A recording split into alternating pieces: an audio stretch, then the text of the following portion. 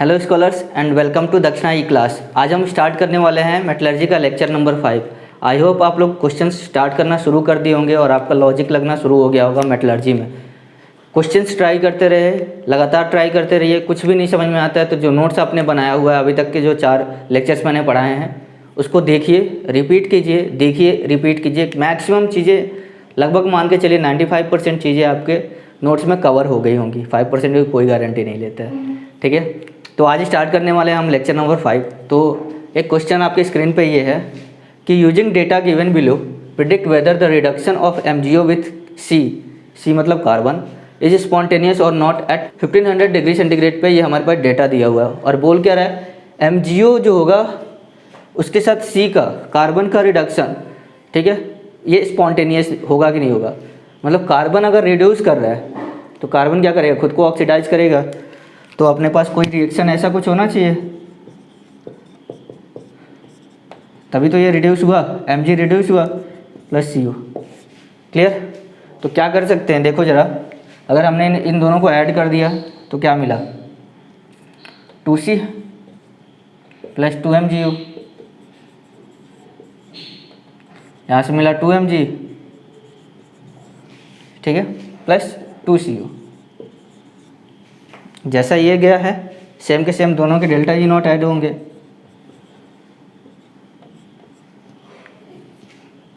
To 200 kilo joule. Clear. यहाँ से देखो आप, डेल्टा G जो है, डेल्टा G नॉट जो है वो क्या रहा है, पॉजिटिव।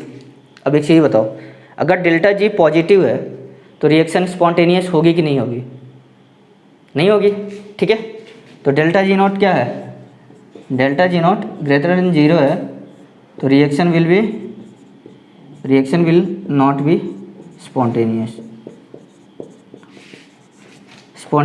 होगी ही नहीं। अब अगर नहीं होगी तो रिडक्शन इम्पॉसिबल है। क्लियर।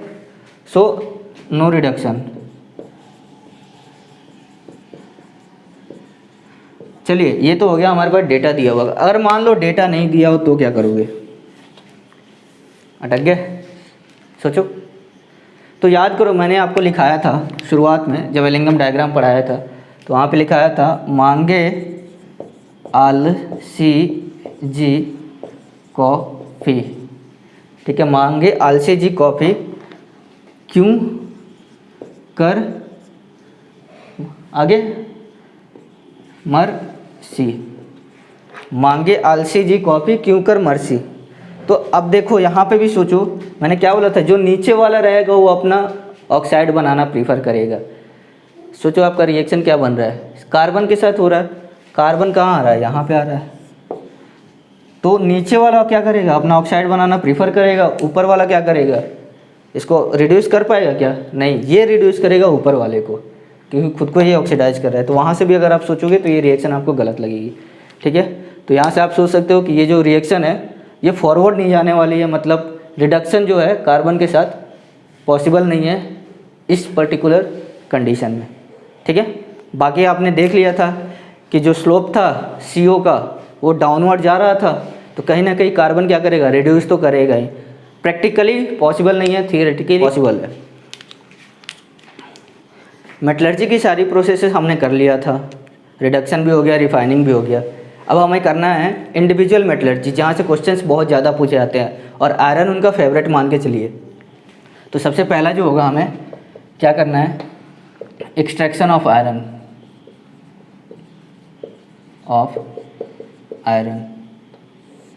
तो एक्सट्रैक्शन ऑफ आयरन में क्या होगा, सबसे पहले ओर के बाद क्या होगा बताओ, कंसंट्रेशन ऑफ ओर, उसके बाद रिडक्शन, बिल्कुल सही, उसके बाद से क्या होगा, प्यूरिफिकेशन, ठीक है। तो अगर ओर की बात करें तो क्या क्या हो सकता है, ओर Fe2O3, Fe3O4, FeCO3, और बताओ आप FeO, Cr2O3, नाम बताइए, हेमेटाइट, मैग्नेटाइट,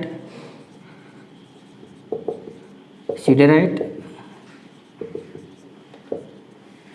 क्रोमाइट और बोलो भाई। बात समझ में आ रही है क्या? FeS2 आयरन पायराइट, ठीक है। ये तो और हो गया। अब और के बाद क्या करना है हमें? कंसंट्रेशन। तो कंसंट्रेशन हमने बोला था कि देखेंगे, अगर जैसे कार्बोनेट है तो कार्बोनेट के कंसंट्रेशन के लिए हमने क्या किया? हाइड्रोलिक वॉशिंग कर लिया। क्रोमाइट और है तो क्रोमाइट और का हमने बताया था, क्रोमाइट और उसके साथ सिलिशियस इम्प्योरिटीज़ रहती थी, तो वहाँ पे हमने क्या किया था? मैग्नेटिक सेपरेशन कर लिया था। बोलो भाई, सल्फाइड और है तो यहाँ पे इसके साथ क्या करेंगे हम? फ्लोटेशन मेथड कर लेंगे। तो जैसा और रहेगा उसके अनुसार हमने कंसंट्रेशन कर लिया। तो कंसंट्रेशन हो गया, तो यहाँ से क्या मिल गया हमें? कंसंट्रेटेड और। अब इसके बाद होता है रिडक्शन ऑफ और। रिडक्शन ऑफ और फेवरेट क्या है इसका? आयरन के साथ कार्बन रिडक्शन। और इसी के बारे में हम आज पढ़ने वाले हैं डिटेल में। यहाँ पे ब्रैकेट में लिखना ब्लास्ट फर्नेस, ठीक है। इसके बाद से हम इसका प्यूरिफिकेशन करते हैं। प्यूरिफिकेशन में आता है अपना बेसेमराइजेशन,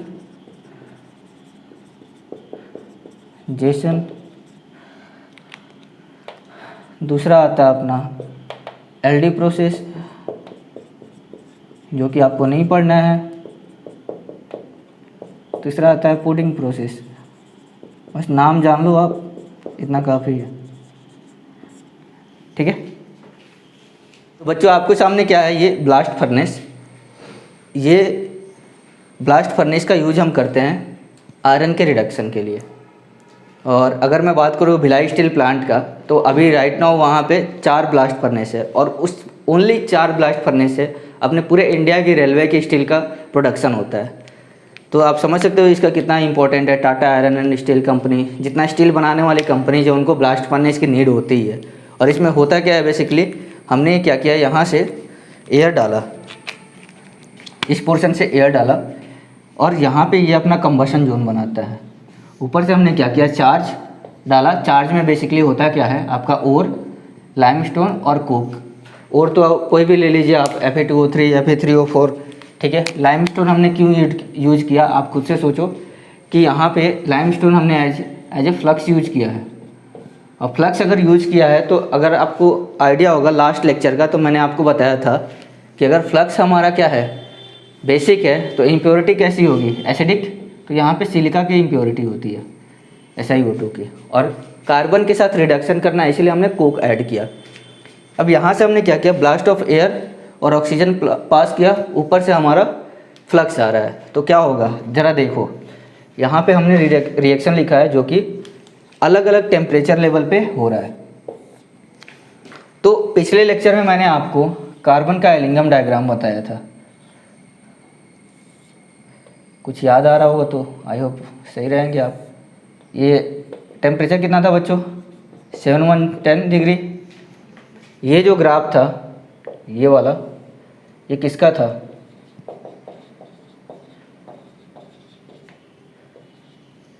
राइट, CO का था। ये किसका था?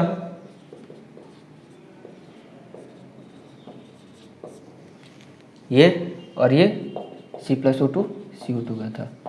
तो मैं आपसे ये पूछता हूँ बच्चों कि 710 से नीचे वाले की बात करते हैं, यहाँ की बात करते हैं, तो सबसे नीचे जो है वही तो रिड्यूस कर पाएगा।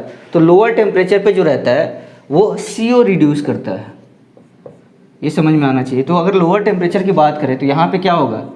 CO रिड्यूस करेगा। क्लियर? जैसे जैसे हम नीचे जाएंगे, नीचे जाने पे हायर टेम्परेचर पे क्या होगा? CaCO3 ये टूटेगा CaO प्लस CO2 में। ये CO2 क्या करेगा? गैस, ये बाहर निकलेगा एग्जॉस्ट गैस से।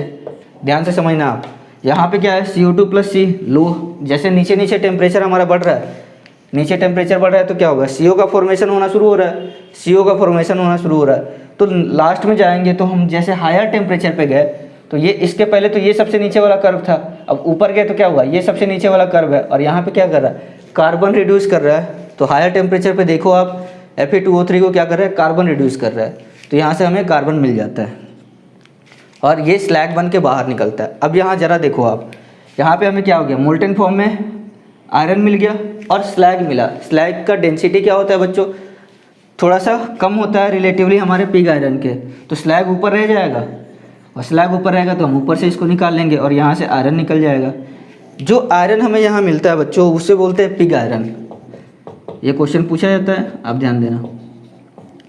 पिग आयरन मिलता है बच्चों, और इसमें क्या होता है, पिग आयरन में बच्चों 95% की प्योरिटी होती है। पिग आयरन में 95% की प्योरिटी होती है। 95% क्या होता है, प्योर होता है। याद रखना बच्चों, इसमें जो कार्बन की इम्प्योरिटी होती है, कार्बन की इम्प्योरिटी वो 4% के आसपास होती है। इसके अलावा मैंगनीज, सिलिका, सिलिकॉन, फास्फोरस और सल्फर की इम्प्योरिटी रहती है। बाकी जो 1% बचा ये manganese, silicon, phosphorus and sulphur की इम्प्योरिटी रहती है। तो ये अपना जो आयरन मिला पिग आयरन, अब हम इसको क्या करते हैं, दोबारा से थोड़ा मेल्ट करते हैं और रिक्रिस्टलाइज करते हैं, दोबारा से क्रिस्टल्स के फॉर्म में लाते हैं, किसी शेप के फॉर्म में लाते हैं, किसी शेप में कास्टिंग करते हैं इसकी। तो अगर कास्टिंग करते हैं तो उसको बोलते हैं हम कास्ट आयरन। कंपोजिशन सेम ही रहता है, सेम कंपोजिशन रहता है 95% के आसपास, लेकिन थोड़ा सा आयरन का कंटेंट यहाँ पे कम हो जाता है, सॉरी कार्बन का कंटेंट थोड़ा कम हो जाता है। तो यहाँ पे कार्बन की जो इम्प्योरिटी होती है वो लगभग 3% होती है, और कार्बन की 3% इम्प्योरिटी का ये मतलब है कि ये ब्रिटल होता है, ये रिलेटिवली हमारे पिग आयरन के ये ज़्यादा ब्रिटल होता है। ठीक है बच्चों, अब अगली बात समझना आप, यहाँ पे क्या क्या क्वेश्चन पूछा जाता है। पहला क्वेश्चन कि इसमें इम्प्योरिटी किस किस चीज़ की होती है, तो इम्प्योरिटी किस किस चीज़ की है बच्चों, सिलिकॉन, फास्फोरस, सल्फर और मैंगनीज की, राइट। तो इसको आप नोट डाउन करिए, और आप ये समझ में आना चाहिए कि जो लोअर टेम्परेचर होता है वहाँ CO रिड्यूस करता है, हायर टेम्परेचर पे क्या होता है, कार्बन रिड्यूस करता है। तो मैक्सिमम जो रिडक्शन होता है बच्चों, वो रिडक्शन जोन जिसको बोलते हैं, ये लोअर टेम्परेचर पे ही होता है, इसको ये रिडक्शन जोन बोलते हैं बच्चों, रिडक्शन जोन। ठीक है, तो ये हो गया रिडक्शन जोन, ये हो गया कंबशन जोन। बीच का जो होता है इसको स्लैग फॉर्मेशन जोन भी बोलते हैं बच्चों, स्लैग फॉर्मेशन जोन।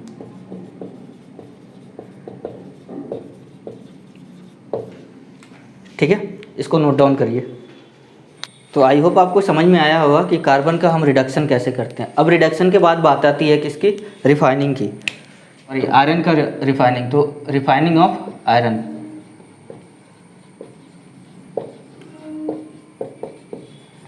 तो इसके लिए हमने 3 प्रोसेस आपको बताया था। पहला बेसिमराइजेशन,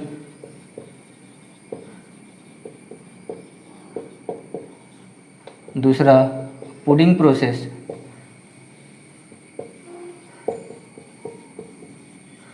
और तीसरा LD प्रोसेस। ये मॉडर्न प्रोसेस है, LD प्रोसेस, ये सबसे मॉडर्न प्रोसेस मेकिंग का। तो इसको ज़्यादा हमें नहीं पढ़ना है, इसको भी ज़्यादा नहीं पढ़ना है, बेसिकली हमें बेसिमराइजेशन पढ़ना है। पुडिंग प्रोसेस में क्या करते हैं, हम हेमाटाइट से ही रिडक्शन कराते हैं। ठीक है, रिडक्शन बाय हेमाटाइट, इसको पढ़ना नहीं है, बस इतना ही जानिए आप, रिडक्शन बाय हेमाटाइट। और LD प्रोसेस के बारे में कुछ जानना नहीं है, बस आप ये समझो कहीं पे अगर नाम जल्दी नहीं पूछता है, ठीक है, अगर पूछेगा तो बस समझ लेना LD प्रोसेस जो होता है रिफाइनिंग ऑफ आयरन के लिए यूज करते हैं। तो बेसिमराइजेशन को हम देखते हैं अच्छे से। तो बेसिमराइजेशन में क्या होता है बच्चों, यहाँ देखना है ज़रा आप, यहाँ से क्या होता है कि एयर पास कराया जाता है, हॉट एयर पास कराया जाता है, हॉट एयर पास कराया जाता है, बेसिकली ऑक्सीजन पास कराया जाता है। और यहाँ पे क्या है, हमारे मोल्टेन फॉर्म में आयरन पड़ा हुआ है। आयरन क्या है, मोल्टेन फॉर्म में। और इसके साथ साथ इम्प्योरिटी क्या बताया था बच्चों मैंने आपको, Mn की, Si की, S की, फॉस्फोरस की, इसकी इम्प्योरिटी बताया था। तो ये सारी की सारी जो इम्प्योरिटी है ना, इनकी ऑक्सीजन के साथ जो एफिनिटी होती है, ऑक्सीजन के साथ जो एफिनिटी होती है, लगाव होता है, वो आयरन से ज़्यादा होता है, आयरन से ज़्यादा होता है ऑक्सीजन के साथ लगाव। तो आपको समझ में आ गया कि ये एलिंगन डायग्राम में अगर आयरन ये है तो इसके नीचे ही ये सारे के सारे आएंगे। क्लियर, तो ये अगर नीचे आएंगे तो क्या करेंगे, सारे के सारे अपने ऑक्साइड फॉर्म में कन्वर्ट हो जाएंगे। इधर से हमने क्या किया, ऑक्सीजन ही तो पास कर रहे, तो सिलिका SiO2 के फॉर्म में चली जाएगी, सल्फर है SO2 के फॉर्म में चला जाएगा, फॉस्फोरस है अपने ऑक्साइड फॉर्म में चला जाएगा। क्लियर बच्चों? तो अब यहाँ पे क्या हुआ, कार्बन भी जाएगा बच्चों, कार्बन जो भी इम्प्योरिटी बची रहेगी ये भी जाएगा। तो यहाँ पे क्या होता है बच्चों कि यहाँ पे फाइनली जो हमारे पास आयरन बचा वो काफ़ी ज़्यादा प्योर फॉर्म में मिलता है, काफ़ी ज़्यादा प्योर फॉर्म में मिलता है। तो उसको हम बोलते हैं बच्चों रॉट आयरन, रॉट आयरन। ठीक है, इसमें जो कार्बन का कंटेंट होता है वो 0.15 से लेके 0.3 उसके आसपास में वैरी करता है, ये बच्चों याद रखना। ठीक है, पिग आयरन में क्या बोला था बच्चों आपको, पिग आयरन में कार्बन का कंटेंट कितना था, अप्रॉक्स 4% के आसपास होता है। ठीक है, तो अगर अब हमें और रॉट आयरन मिल गया और यहीं पे हम थोड़ा सा कार्बन का कंटेंट मिलाते हैं और वहाँ से हम स्टील बनाते हैं, राइट। तो स्टील बनाने के लिए हमने क्या किया, लगभग इतना ही परसेंट 0.15% के आसपास कार्बन हम यूज करते हैं रॉट आयरन में, तो यहाँ से हमारा स्टील बनता है। तो अगर मैं बात करूँ स्टील का, तो स्टील में परसेंटेज ऑफ कार्बन कंटेंट कितना होगा बच्चों, percentage of carbon content steel में बताओ बच्चों, greater than wrought iron and less than pig iron. तो आप आई होप आपको ये समझ में आया होगा बेसेमराइजेशन हम क्यों करते हैं, क्योंकि यहाँ पे क्या है, इम्प्योरिटीज है मोर एफिनिटी टुवर्ड्स ऑक्सीजन देन क्या था हमारा मेटल। तो बेसेमराइजेशन का यूज हम कॉपर के प्यूरिफिकेशन में भी यूज करते हैं, तो इसको नोट डाउन करिए। तो अगली मेटलर्जी हम करने वाले हैं कॉपर की, तो हेडिंग डालना आप सेकंड, एक्सट्रैक्शन ऑफ कॉपर।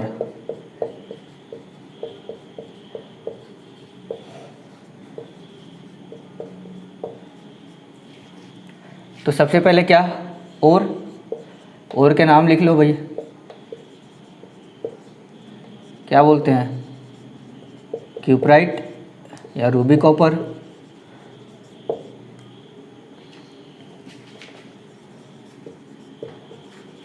और बताइए,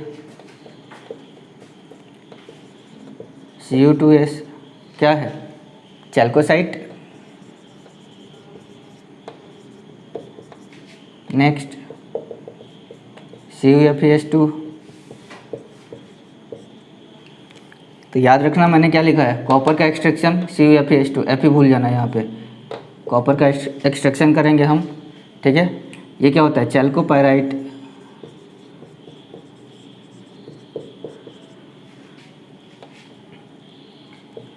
कार्बोनेटोड्स देख लेते हैं,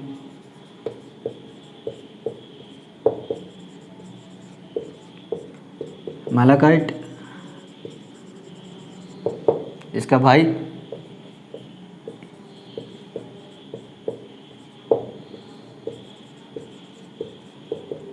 एज्यूराइट।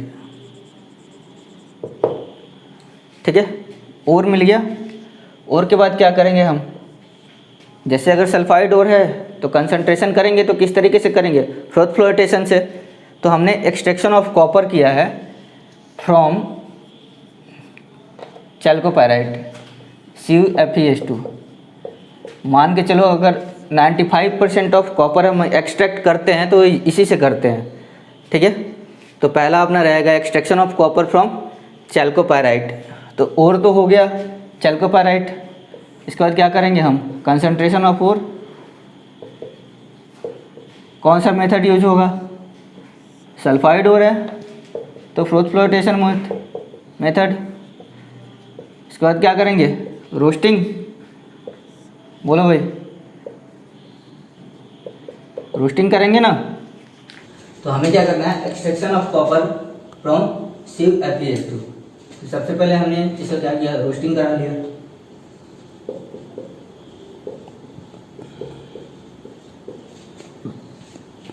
रोस्टिंग कराया तो क्या मिला हमें, Cu2s plus FeO plus SO2। अब एक बात समझना यहाँ पे बहुत जरूरी है कि Cu2s क्यों मिल रहा है, ऑक्साइड क्यों नहीं मिल रहा है, ठीक है। और यहाँ पे क्या है, ये अपने ऑक्साइड में कन्वर्ट हो जा रहा है, तो यहाँ पे हमारे पास एक प्रोबेबिलिटी क्या बन सकती है, यहाँ Cu2O भी मिलना चाहिए, राइट। तो एलिंगम डायग्राम अगर आपको याद हो तो बताओ, सबसे नीचे क्या था, मांगे आलसी जी कॉफी क्यों कर मर सी, ठीक है। तो जो नीचे वाला होता है वो क्या करता है, ऊपर वाले का ऑक्सीजन खाता है। देखो जरा यहाँ पे Fe नीचे है, कॉपर ऊपर है, तो Fe क्या करेगा, कॉपर वाले का ऑक्सीजन खाएगा। मतलब क्या हुआ कि अगर ये Cu2O बना, इनकेस अगर बन गई है, या फिर CuO बना, तो ये क्या करेगा, अगर ये Fe है प्रेजेंट तो ये इसका ऑक्सीजन खाते रहेगा जब तक ये FeO खत्म नहीं होता है। समझ में आया। तो इसीलिए हमारे पास क्या मिलता है, यहाँ पे पार्शियल ऑक्सीडेशन होता है, ठीक, क्योंकि ये Cu2O में कन्वर्ट नहीं हो सकता अनलेस एंड अनटिल ये FeO इसका खत्म नहीं होता जितना Fe है। अब देखना, चलो अब क्या होगा हमारा, यहाँ तक तो ठीक है, SO2 मिल गया। अब क्या करते हैं हम, Cu2s का क्या किया बताओ, दोनों क्या है, कॉपर, ये सेल्फ रिडक्शन। बोलो भाई बात समझ में आ रही है, ये सेल्फ रिडक्शन हो गया, तो रिडक्शन तो हो गया। इम्प्योरिटी क्या थी अपने पास, FeO की इम्प्योरिटी है कैसी, बेसिक, क्या करेंगे, फ्लक्स मिला दो, कैसा, एसिडिक, बनाएगा क्या, स्लैग। बोलो भाई बात समझ में आ रही है। अब जब हम इसका प्यूरिफिकेशन करते हैं तो इसके लिए भी हम क्या करते हैं, बेसेमराइजेशन। तो प्यूरिफिकेशन में क्या यूज किया, बेसेमराइजेशन। क्यों यूज किया, क्योंकि Fe के पास क्या है, एफिनिटी ज्यादा है अभी भी कॉपर के साथ, तो बेसेमराइजेशन कराओ। भाई आप सोचना खुद से शुरू करो, आप सारे कॉन्सेप्ट हो गए हैं।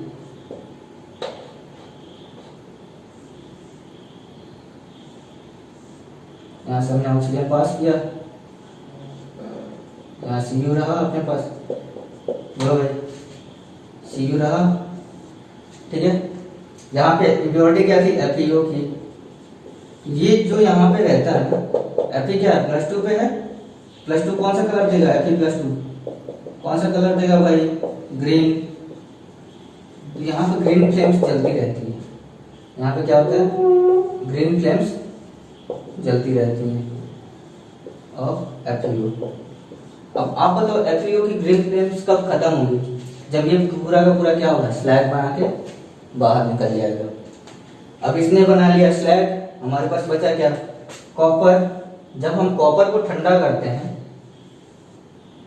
जब कॉपर को ठंडा करते हैं तो इसमें से हमें क्या मिलता है, SO2 गैस, जो कि बाहर निकलती है कॉपर से, ठीक है। तो इसमें ब्लिस्टर्स पड़े जाते हैं। ब्लिस्टर्स मतलब ऐसे समझो कि कोई गैस बाहर निकल रही है, ठीक है। घर पे आपने कभी हलवा बनाया होगा तो देखा होगा कि धीरे धीरे उसमें बबूले बाहर निकलते हैं, बुलबुले जो होते हैं, तो उनको हम ब्लिस्टर्स बोलते हैं। तो उसमें कह सकते हो आप कहीं के भी फफोले पड़ गए हैं, जिनको हम ब्लिस्टर बोलते हैं। तो ये जो कॉपर मिला हमें, कॉपर जो मिला, इसको बोलते हैं हम blister copper, blister copper, clear. तो ये रहा अपना एक्सट्रैक्शन ऑफ कॉपर फ्रॉम चैल्कोपाइराइट। क्या किया, शुरुआत का प्रोसेस आपको मालूम नहीं है, उसके बाद से हमने रिडक्शन कराया, रिडक्शन करने के बाद ये मिला। और यहीं पे क्या होता है, Cu2s के साथ हमें थोड़ी बहुत FeS मिलती है, आयरन सल्फाइड। ये आयरन सल्फाइड और Cu2s के कंपोजिशन को हम बोलते हैं मैट कॉपर। ये पूछा जाता है, याद रखना आप। मैट कॉपर का कंपोजिशन ये हो गया। ब्लिस्टर कॉपर क्या होता है, ये भी आपको क्लियर होना चाहिए, ठीक है भाई, इसको नोट डाउन करिए। अब जो हमें कॉपर मिला, तो थोड़ी बहुत इम्प्योरिटी बच जाती है, थोड़ी बहुत इम्प्योरिटी बचती है, तो हमने उसके क्या करा है, पोलिंग। और आई होप समझ में आ रहा होगा। अगर पोलिंग करा रहे थे कॉपर में इम्प्योरिटी किस चीज़ की होगी, कॉपर के ऑक्साइड की। तो पोलिंग कराया तो हमें जो कॉपर मिला, फिर से कॉपर मिलेगा थोड़ा ज़्यादा रिफाइंड वे में, ठीक है। तो ये लगभग 99.5% प्योर होता है। ये क्वेश्चन पूछा गया है, क्लियर। अब और ज़्यादा रिफाइन करना है तो क्या करेंगे, बेस्ट वे इलेक्ट्रो रिफाइनिंग। तो यहाँ पे हमें प्योर कॉपर मिल जाता है।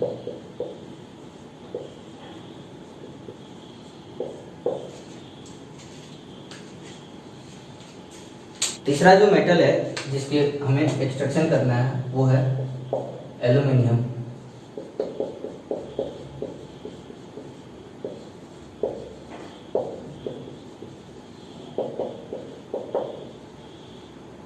जो मेजर ओर है एल्यूमिनियम का वो है बॉक्साइट।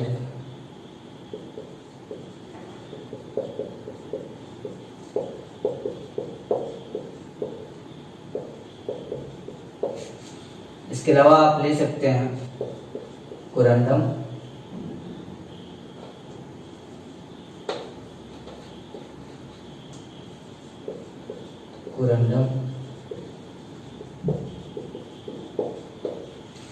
क्रायोलाइट,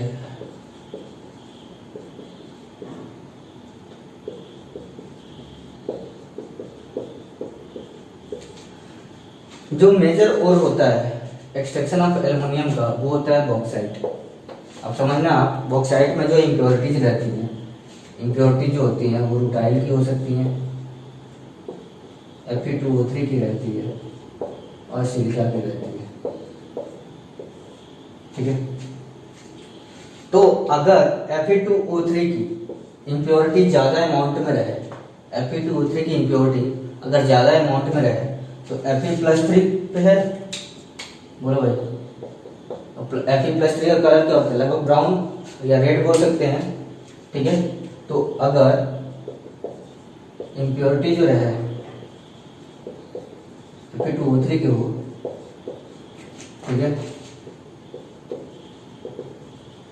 तो इसको बोलते हैं रेड बॉक्साइट, ठीक है भाई। अगर सिलिका की हो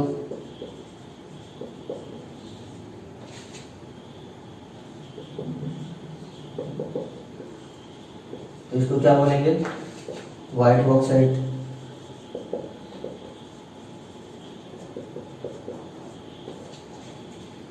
नोट डाउन करिए, पहला लिखना आप बेयर्स प्रोसेस,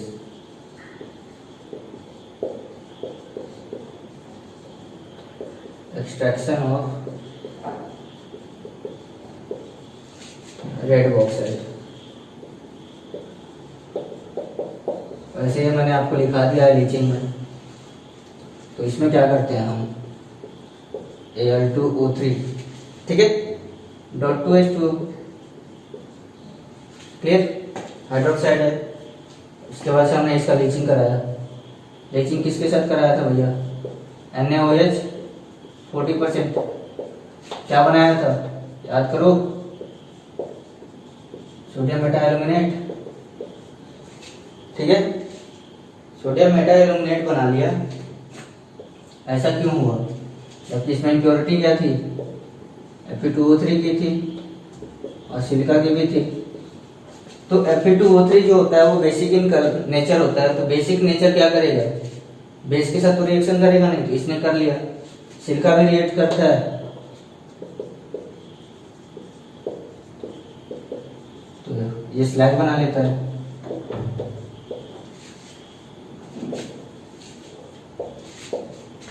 ठीक, अब इसके साथ क्या करें हम, सारे के सारे रिएक्शंस आपको लिखाए गए हैं क्लास में।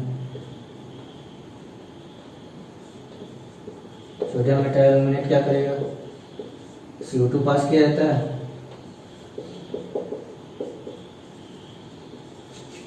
बोलो भाई क्या बना लेगा ये, सोडियम कार्बोनेट, बोलो और क्या बनाता है, एल्युमिनियम हाइड्रोक्साइड। एल्युमिनियम हाइड्रोक्साइड मिल गया हमें। अब क्या करें, ठीक है भाई, ये मिल गया और इसकी हीटिंग करा दो, ये मिल गया।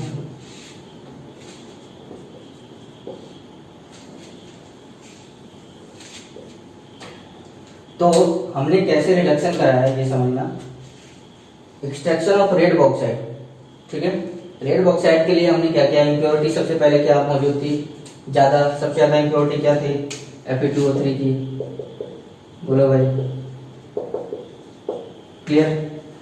इम्प्योरिटी कौन कौन सी होती हैं इसमें, Fe2O3। इम्प्योरिटी कौन कौन सी होती है भाई, बार बार मैं बता रहा हूँ आपको, याद करो, रूटाइल और SiO2, क्लियर। सोडियम मेटाएल्यूमिनेट बना लिया, ठीक है। सोडियम मेटाएल्यूमिनेट के साथ हमने क्या किया, CO2 पास कराया, एल्युमिनियम हाइड्रोक्साइड बना लिया, एल्युमिनियम हाइड्रोक्साइड को हीट कर दिया, Al2O3 मिल गया। देखिए इसको, अगला प्रोसेस है हॉल्स प्रोसेस। हॉल्स प्रोसेस ये भी रेड बॉक्साइड के एक्सट्रैक्शन के लिए यूज किया जाता है, but low grade red bauxite के लिए।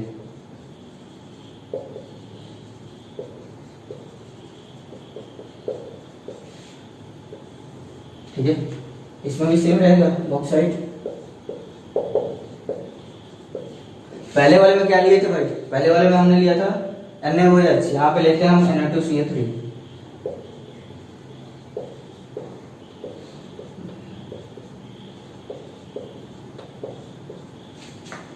क्लियर।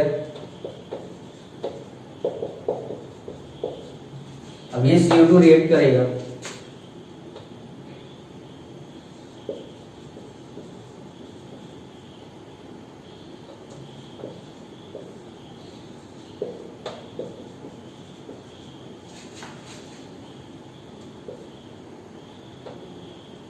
सोडियम कार्बोनेट बना लेगा, प्लस वाटर भी ऐड कर दो आप। सिंपल वही तरीका है, फॉलो हो रहा है, वेट कर लो, ये मिल गया। तो हॉल्स प्रोसेस और बेयर प्रोसेस में क्या अंतर है, वहां पे हमने क्या लिया था NaOH, यहाँ क्या ले रहे हैं Na2CO3, ये चीज याद रखना। और यही आपको पूछा जाएगा, इसमें क्या कर रहे हैं हम, लो ग्रेड रेड बॉक्साइड के लिए यूज कर रहे हैं, वहां पे क्या था हाई ग्रेड रेड बॉक्साइड की इम्प्योरिटी के लिए। और इम्प्योरिटी अभी भी यहाँ पे कौन कौन सी है, इम्प्योरिटी कौन कौन सी है भाई, इम्प्योरिटी क्या है, रूटाइल, SiO2 और बताओ जो मेन है Fe2O3। नेक्स्ट प्रोसेस है सरफेक्ट प्रोसेस।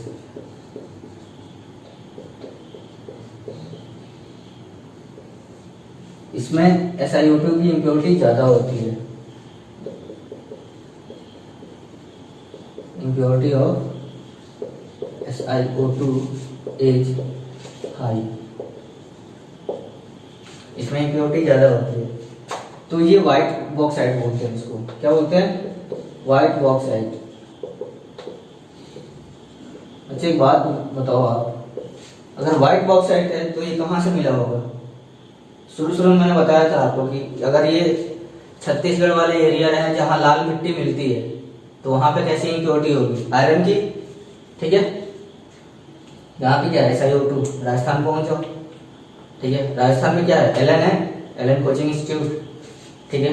तो देखना आप जरा, Al2O3 dot 2H2O plus SiO2 की इम्प्योरिटी थी,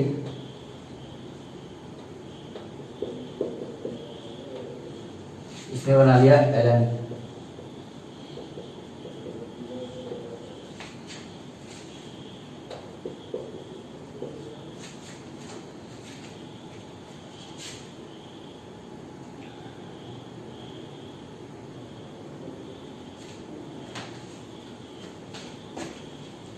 इसने बना लिया क्या, एलन। एलन कहाँ है, राजस्थान में।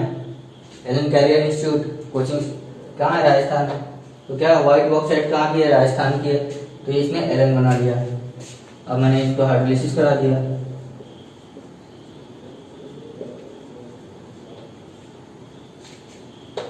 क्या होगा, एल्युमिनियम हाइड्रोक्साइड बनाएगा।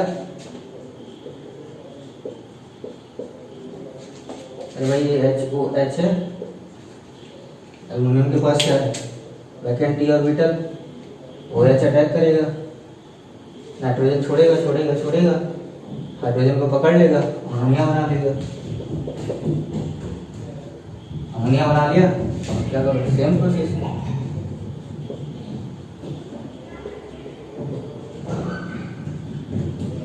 क्या मिल जाएगा हमें, Al2O3 प्लस पानी निकाल दो। वही बात समझ में आ रही है क्या, इसको लेके ये नोट डाउन करिए। चलिए भाई, अभी तक हमने क्या किया, लीचिंग करके एल्यूमिना निकाल लिया। तो सबसे पहले रिपीट करते हैं, ठीक, शुरू करो। आप बताओ पहले कि Fe2O3 की अगर इम्प्योरिटी सबसे ज़्यादा रहे तो क्या बोलेंगे उसको, रेड बॉक्साइट। रेड बॉक्साइट के लिए हमने यूज क्या किया, बेयर्स प्रोसेस और हॉल्स प्रोसेस। बेयर्स प्रोसेस कब की यूज किया, जब Fe2O3 ज़्यादा रहे, राइट, और उसमें हमने क्या किया था, NaOH का ऐड किया था, ठीक। अगला क्या था अपना, हॉल्स प्रोसेस। हॉल्स प्रोसेस में भी सेम था, Fe2O3 की इम्प्योरिटी की, लेकिन थोड़ी लो ग्रेड की थी, राइट, लो ग्रेड बॉक्साइट के लिए यूज करते हैं, लेकिन अभी भी क्या है, रेड बॉक्साइट है। और वहां पे हमने क्या किया, सोडियम कार्बोनेट। तीसरा अपना क्या था, बोलो भाई, तीसरा अपना था व्हाइट बॉक्साइट, जिसमें क्या था, SiO2 की इम्प्योरिटी, बनाया क्या उसने, एलन बनाया, एलन बनाया, एलन बनाया, एलन बनाया। क्लियर है, ये बस याद रखो, काम बन जाएगा। अब Al2O3 बन गया, उसके बाद क्या करना है, रिडक्शन करना है, रिडक्शन करना है एल्यूमिना का। तो ये प्रोसेस है जिसको बोलते हैं हॉल हेरोल्ड प्रोसेस, आपके एनसीईआरटी में दिया हुआ है, आप वहां देख लेना, बहुत अच्छे से फिगर बना हुआ है। तो इसमें क्या करते हैं, हम कार्बन का ही कैथोड लेते हैं, कार्बन का ही एनोड लेते हैं, कार्बन लाइनिंग का लेते हैं, ठीक है। और क्या करते हैं, इसमें इलेक्ट्रोलाइट के रूप में हमने क्या किया, यहाँ पे एल्यूमिना को लिया और उसमें थोड़ा सा क्रेवलाइट और रिवर यूज किया। जब मैंने लेक्चर शुरू किया था मेटलर्जी का, तो वहां पे मैंने आपको बताया था कि जब हम एल्यूमिनियम के बारे में पढ़ेंगे तो वहां पे ये चीजें रिपीट होंगी। क्रेवलाइट, क्रेवलाइट का फॉर्मूला बताइए आप, अभी थोड़ी देर पहले मैंने दिखाया था आपको, Na3Al6, फ्लोरोस्पर का क्या होगा, CF2। तो ये बेसिकली करते क्या है, पहले तो इलेक्ट्रोलाइट है, इलेक्ट्रोलाइट का काम करेगा, आयंस में कन्वर्ट कर देगा, Na positive, Al3 positive, F negative. दूसरा बहुत इंपॉर्टेंट काम क्या है कि जो ये फ्लोरोस्पर है, प्योर एल्यूमिना की अगर मेल्टिंग पॉइंट की मैं बात करूं तो ये लगभग होता है 2000 डिग्री सेंटीग्रेड, लगभग होता है आपका 2000 डिग्री सेंटीग्रेड। फ्लोरोस्पर क्या करता है, इसके मेल्टिंग पॉइंट को कम कर देता है, ला देता है 900 डिग्री सेंटीग्रेड। काम की बात है ना, उतना इलेक्ट्रिसिटी देने की जरूरत नहीं पड़ेगी। क्लियर, तो अगर ये ऐसा कर लिया तो ये तो बहुत काम की चीज है। तो क्वेश्चन पूछा जाता है क्रेवलाइट और फ्लोरोस्पर का काम क्या है, तो क्या किया, पहला कि पहला इसने आयंस में कन्वर्ट किया, तो इसने इलेक्ट्रिकल कंडक्टिविटी बढ़ा दी। बोलो भाई, बात समझ में आ रहा है क्या, पहला क्या किया, इसने इलेक्ट्रिकल कंडक्टिविटी बढ़ा दिया।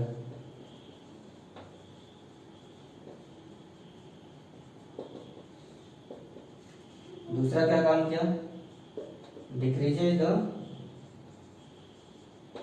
Melting point of pure alumina, ठीक है। और ये ला कितना दिया, 2050 से 900 डिग्री सेंटीग्रेड। अब इसमें होता क्या है, इलेक्ट्रिकल रिडक्शन है, इलेक्ट्रोलाइटिक रिडक्शन है, मतलब इलेक्ट्रिसिटी का यूज हो रहा है, कैथोड एनोड बनेगा। बोलो हमें चाहिए क्या, प्योर एल्युमिनियम चाहिए, एल्युमिनियम मेटल चाहिए, मतलब एल्युमिनियम जीरो स्टेट पे चाहिए। तो अभी राइट नाउ किस पे है, +3 पे है, तो क्या करना है, रिडक्शन या ऑक्सीडेशन। बोलो भाई, रिडक्शन या ऑक्सीडेशन। तो एल्युमिनियम कहाँ जाएगा, बोलो, रिडक्शन किस पे होता है? कैथोड पे। तो कैथोड पे क्या होगा?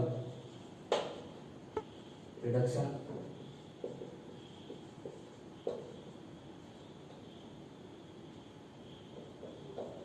ठीक है, होगा ऑक्सीडेशन।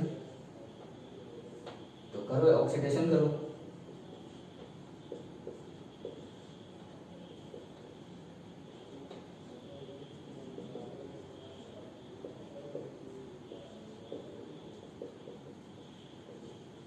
ठीक है, तो ये आपका पूरा रिएक्शन होता है कि पर केजी ऑफ एल्युमिनियम, 1 kg अगर एल्युमिनियम निकलता है तो उसके लिए हमें क्या करना पड़ेगा?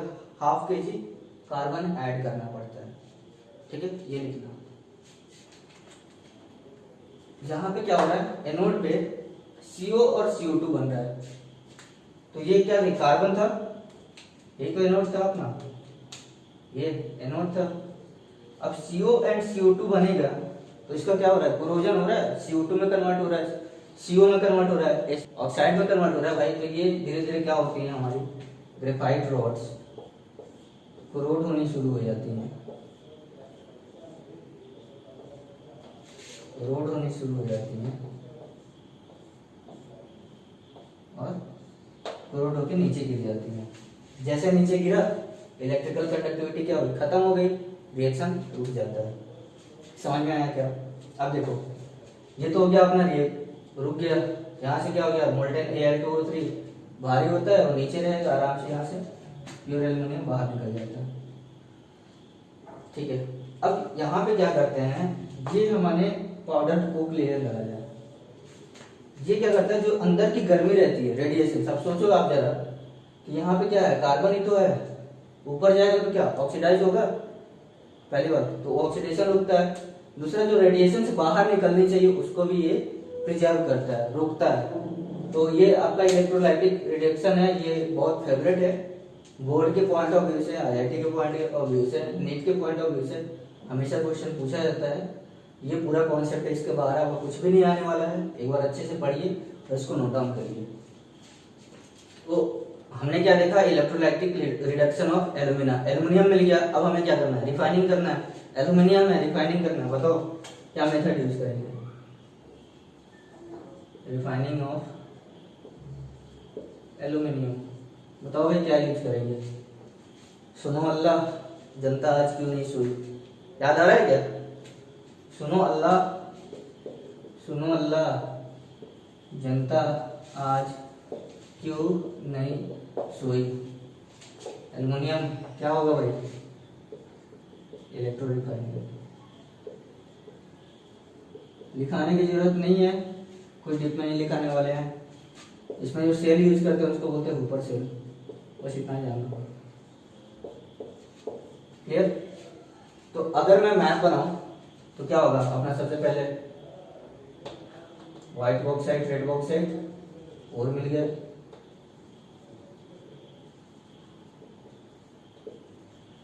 बोलो भाई बात समझ में आ रही है क्या? आसान लग रहा है? मेटलर्जी क्वेश्चंस करना शुरू करें। कंसंट्रेशन में क्या किया हमने? कंसंट्रेशन ऑफ ओर क्या किया? लीचिंग। ठीक है, लीचिंग किया। इसका रिडक्शन में क्या किया? All Harold process.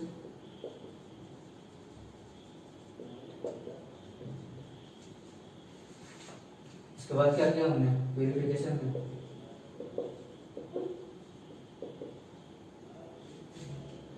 Electro refining.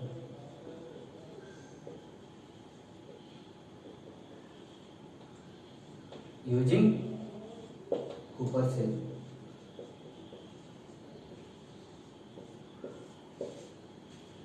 तो ये आपका पूरा रिफाइनिंग ऑफ एल्युमिनियम हो गया। तो आज का लेक्चर आपको पूरा समझ में आया होगा, मैं ये आशा करता हूँ, क्योंकि मैंने इसके पहले सारी चीजें पढ़ा दी हैं, कुछ भी चीज बचा नहीं है। अब हम बस रिपीट कर रहे हैं, एक्सट्रैक्शन देख रहे हैं कि कोई पर्टिकुलर मेथड ऐसा ना हो कि IIT पूछ ले या नीट पूछ ले, मेडिकल की कोई भी एग्जाम या इंजीनियरिंग की कोई एग्जाम पूछे, तो हम सारी चीजों को कवर करने की कोशिश कर रहे हैं। अब आपका ये धर्म बनता है कि आप क्या करें? सारे क्वेश्चंस को ट्राई करें। ट्राई करना बहुत जरूरी है, क्योंकि देखो मुझे तो चीजें आती हैं, आपको आती है कि नहीं आती है तो आप डिसाइड करोगे। इसके लिए आप क्वेश्चंस ट्राई करो, जितना ज्यादा ट्राई करना, लॉजिक के साथ ट्राई करना, ऐसा कुछ नहीं है कि इनऑर्गेनिक में रटना है, सब चीज़ का लगभग लॉजिक में बताने की कोशिश किया हूँ। ठीक है, बहुत अच्छे से ट्राई करो, लगे रहो। कहीं पे कोई डाउट आ रहा है तो बिल्कुल पूछो, बिंदास होके पूछो। ठीक है, फिर अगले लेक्चर में हम कंटिन्यू करते हैं। Thank you.